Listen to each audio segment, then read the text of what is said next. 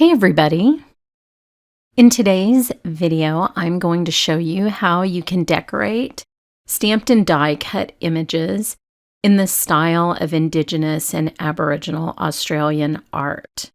These are some bowls that I bought in Australia in 2001. They feature art that I'm just fascinated with. And I wanted to do a little bit of that style on the amazing new Hero Arts, my monthly hero kit this month. To start with, this is what the kit looks like. It has a bunch of silhouette images of native Australian scenery, adorable little animals that I'm going to be using. And then there's this awesome background stencil. So it's a little bit larger than a card front, so you can make larger projects with this.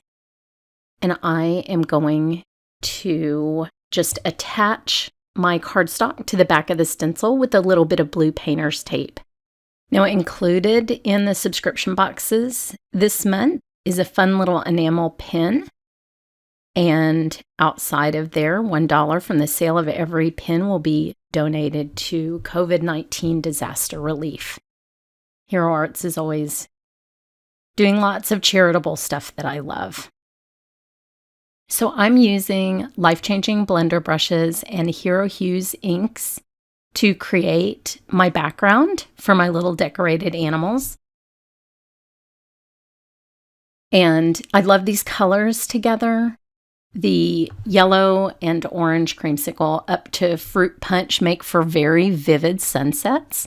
And I remember the sunsets in Brisbane being very dramatic and beautiful. And I remember the flying foxes sweeping down to sit in the fruit trees at night. And I just felt like Australia was such a magical place.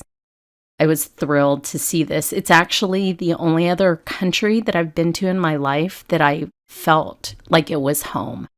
I loved the people, I loved the cities, I loved the country, I loved the beaches, everything about it. I would live in Australia in a heartbeat. So I'm taking out some of the animals. There are more than I can fit on a single card front, but I picked out some of my favorites. Several different kangaroos. Some of them have little babies. Some of them are little babies. Then there's a dingo. And there's one, I need to ask if that's what it is. There is a little critter in this set that looks like those adorable smiling quokkas. I don't know if you've seen those. I also don't know if that's how you say it. But they're so cute. And this little guy, I can't tell if he's a wombat or if he's a quokka.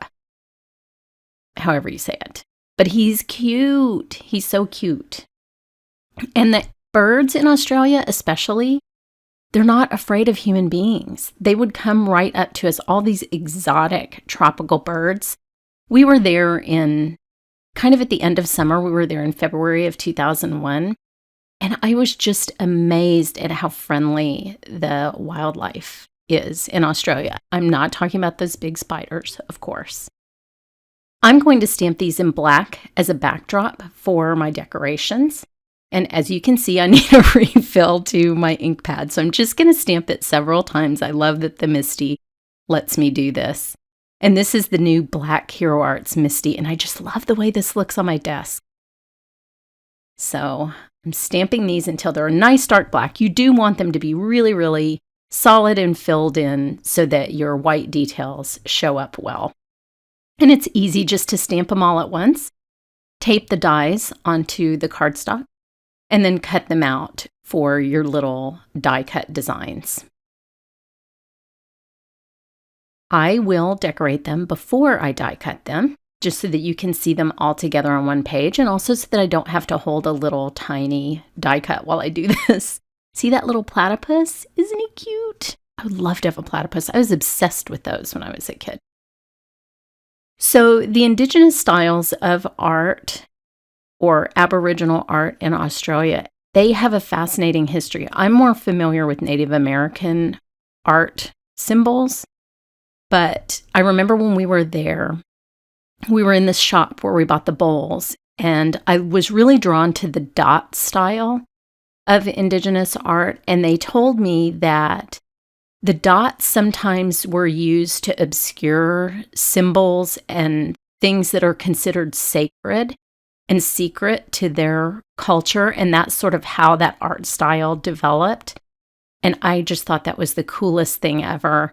If you've ever seen any of my art journal lives that I've done on Facebook or anything like that, the secret writing technique is one of my favorites, where you're recording something that's happening, but you don't necessarily want the person viewing it to know what you were thinking at the time.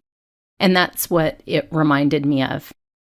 Now, I will say, to do this dot art, it is an art form. I have never perfected it. My dots never look perfect. Obviously, you have to be better at that sort of thing than I am, or you have to have less espresso. It's one of the two. But I find that just a white gel pen, I can make some nice little dots.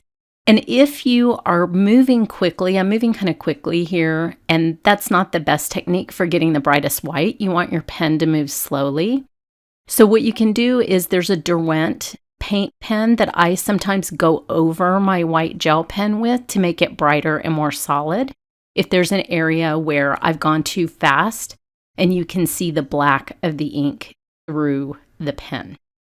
So that's always an option for cleaning it up. 2 layers, it seems, works best.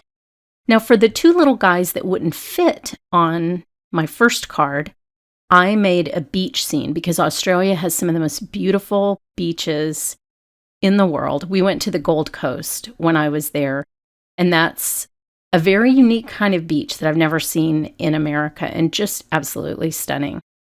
So I wanted to put my little kangaroos on the beach, and I had 2 that were facing apart so that I could use the I've got your back sentiment, and I thought that was super cute.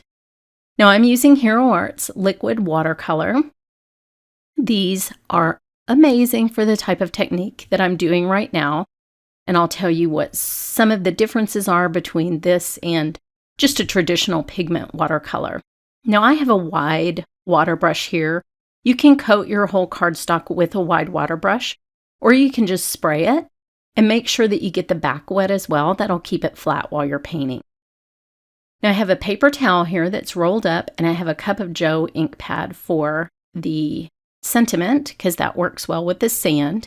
I'm going to mix a custom sand color here, and I'm using the Art Print Brown. I'm just going to put a little bit of yellow in this to sort of warm it up.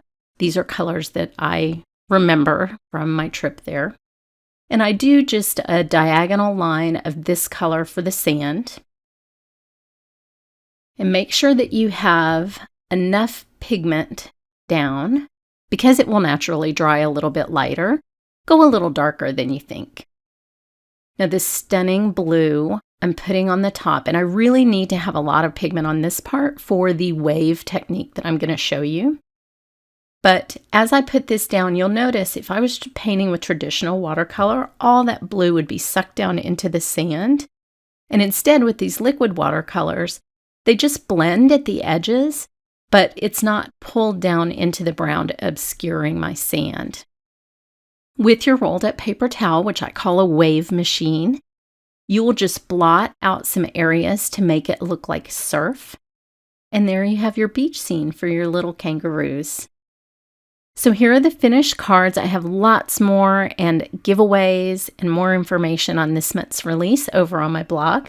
The link to all that and the supplies are below. Thanks so much for watching.